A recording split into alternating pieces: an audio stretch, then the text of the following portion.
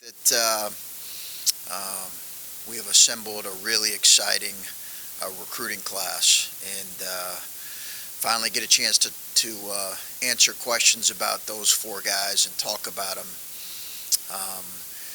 It's a really exceptional class on paper, but more importantly, I think it's another really good class. It's back-to-back really good classes that I think fit us, fit our program, fit the kind of versatility and size that we're looking to add. So we're really excited about Devin, Scotty, Austin, and Tayson. We have a diverse group in terms of their skill sets and how they fit each other, and backing that up with the class, the current freshman class we have here is an exciting day for us for sure. Looking forward to another test tomorrow night against Charleston Southern. We've been in the midst of preparing for them. I have some familiarity with them from years ago. Great respect for their coach, who's a friend. Barkley does a really good job. They've got a young group that they've got two young all-conference players that are really gifted. They're an athletic team. Beat Missouri a couple years ago.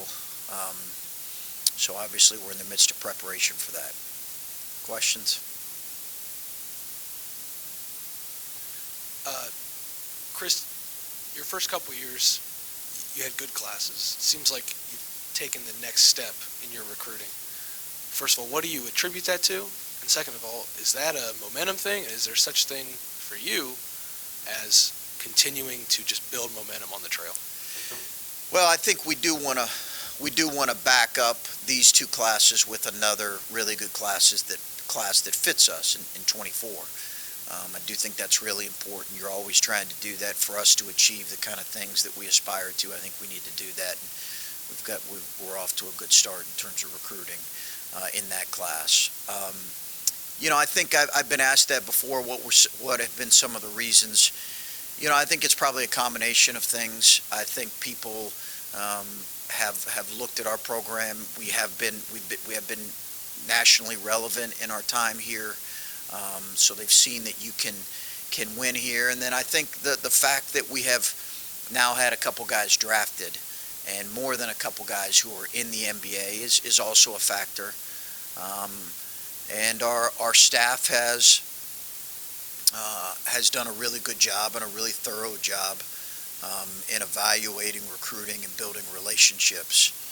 I love the fact that we have a couple Ohio kids with this group as well.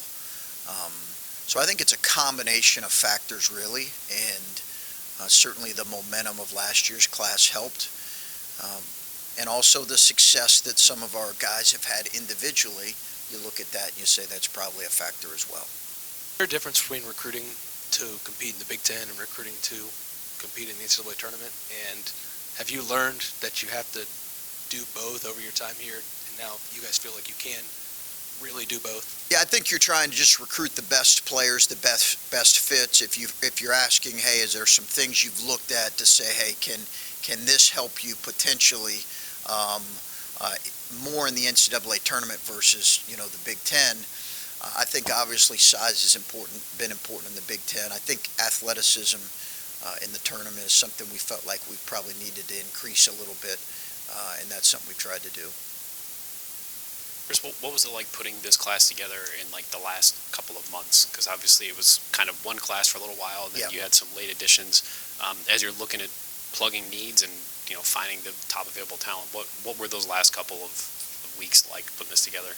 It was a lot, as you can expect. It was a lot of work and a lot of time and a lot of meetings. We had to pivot a bit in our recruiting just because we felt like there was a direction that was important for us to go, and kind of capping this class that was going to be had the chance to kind of make it a solid class to a really good class.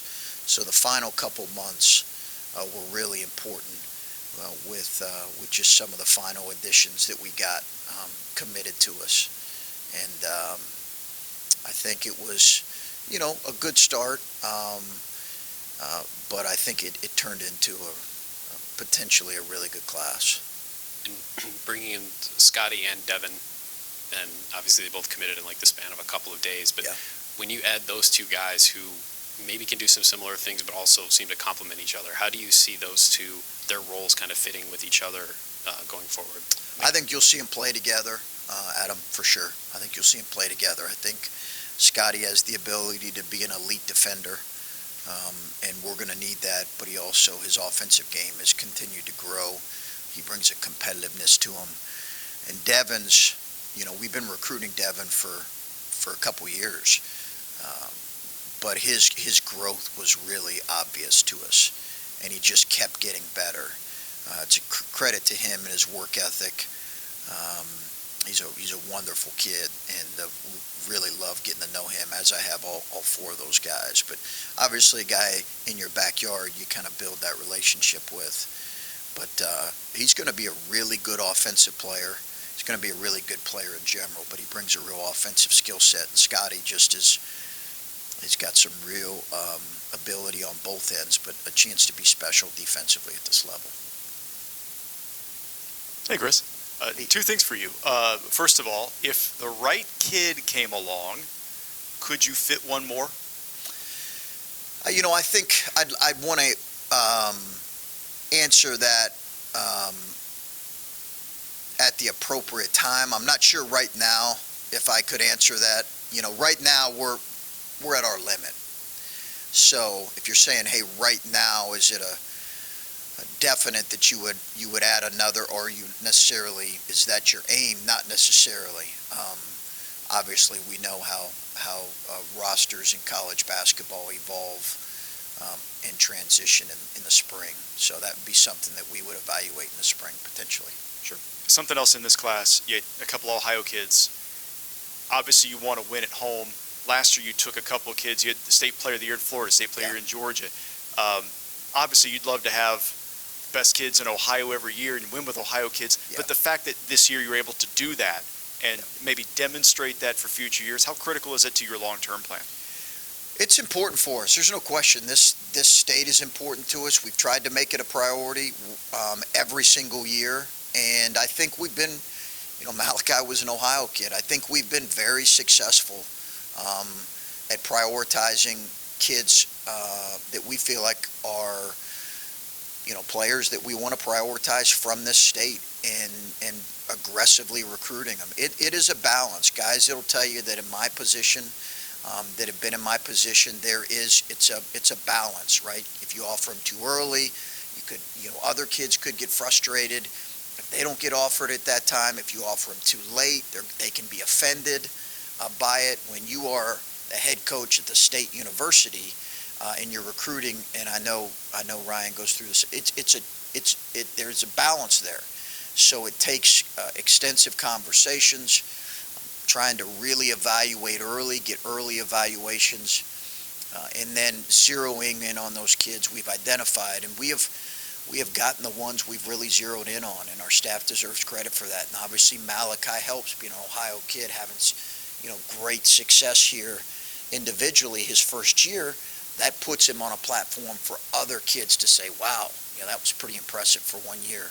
So we're grateful for that. And obviously EJ, being an out-of-state kid, gives that an example for kids who come from out of state. How much does the construction of this current roster help in recruiting? And when you're playing 4 freshmen as it is, does that help telling kids, hey, you guys can come here and play right away? I think that, but you really, we've had examples of that in the past, maybe not nearly as significant as this team in this year, with 4 freshmen playing this number of minutes. But they don't have to look very far to say, okay, Malachi played, upwards of 25 minutes from January through March. So they can see it. Now, some of that was by necessity, but obviously he proved his value. So I do think that it helps when you can demonstrate that you're willing to play freshmen. And in our 4 freshmen, they'll vary in how much they play on a given night. That's just the reality of where they're at. Just reviewing the game the other night, what were some of your after you had a chance to review it, what were some of your primary thoughts about it? And watching it, I couldn't recall a lot of cases where I saw a shot go up and said, that wasn't a very good shot. There may have been a couple threes early in a shot clock once or twice, but otherwise it seemed like you had great ball movement. And were you happy with shot selection and just other observations, I guess? Yeah, I think so. For the most part, Steve, I was. We had a couple possessions that I thought were wasted possessions offensively, where we didn't move at the level we needed to, and where we had a couple foolish turnovers and just careless turnovers and just plays that weren't there. But that's not going to be the last time we're going to see this. And that's the reality of playing young kids and a new team. And that's a reality for every team this early in the year. You know, I also think tomorrow we're going to see really good athletes, as good as we've seen, good length and some pressure. And I think that's going to force our guys to be able to make some decisions. But I thought offensively we did some good things. I thought defensively we were able to sustain an effort for a little bit longer. Thought we were, again, if you said anything looking back on it, we got to continue to rebound the ball better, and we got to take a little bit better decision. I thought we turned it over too much.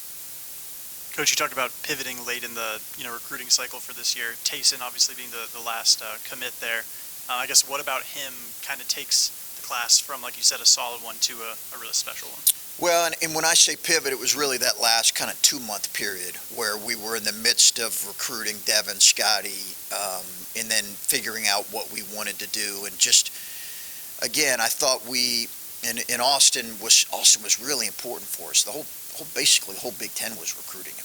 And when the whole Big Ten recruits, he's 6'11", 270 right now. He's a big kid.